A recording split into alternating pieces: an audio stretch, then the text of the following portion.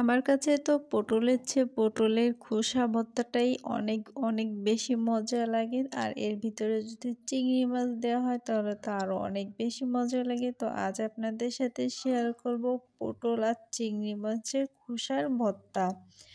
এরকম একটা ভর্তা হলে গরম গরম ভাতের সাথে আর কোনো কিছুই লাগে না, শুধু এই ভর্তা দিয়েই নিমেষে এক প্লেট ভাত খাওয়া হয়ে যায়।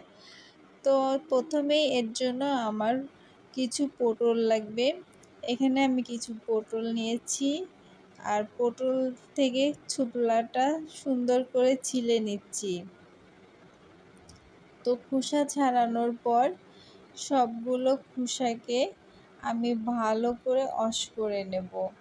তো এই যে আমার খোসাগুলা ওয়াশ করা হয়ে গেছে, এগুলাকে এখন সামান্য কিছু পানি দিয়ে, খুব বেশি পানি লাগবে না, অল্প একটু পানি দিয়ে পরিমাণ মতো লবণ দেব, দিয়ে এটাকে সিদ্ধ করে নেব, পুরো পানিটা টানিয়ে নেব।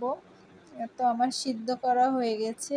এখন আমি এখানে একটু চিংড়ি মাছ ভেজে নেব। এখানে আমি বড় সাইজের 4টা, মানে একটু বড় সাইজের 4টা চিংড়ি মাছ দিয়েছি আর পরিমাণ মতো লবণ আর হলুদ দিয়েছি। যেহেতু আমার পটলের খোসা খুব বেশি না, যার জন্য 4টা চিংড়ি এনাফ। এবার আমি এটাকে একটু ভেজে নেব, খুব বেশি ভাজা যাবে না, তাহলে কিন্তু চিংড়ি মাছটা শক্ত হয়ে যাবে, তখন কিন্তু ভালো লাগবে না।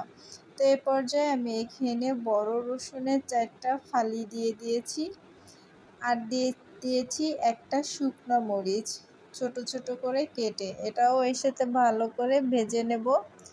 এসব কিছু ভাজা হয়ে গেলে আমি এগুলো তুলে নেব।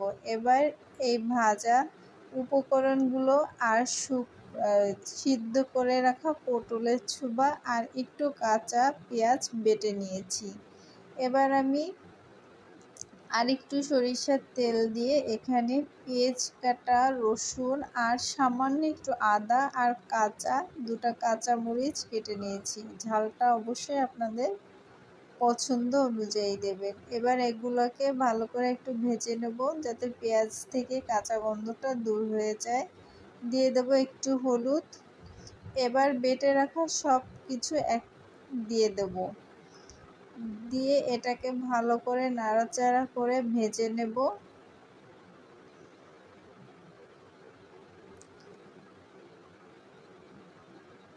সুন্দর করে ভেজে নিতে হবে যাতে এর থেকে এই ভর্তায় কোনো পানি না থাকে।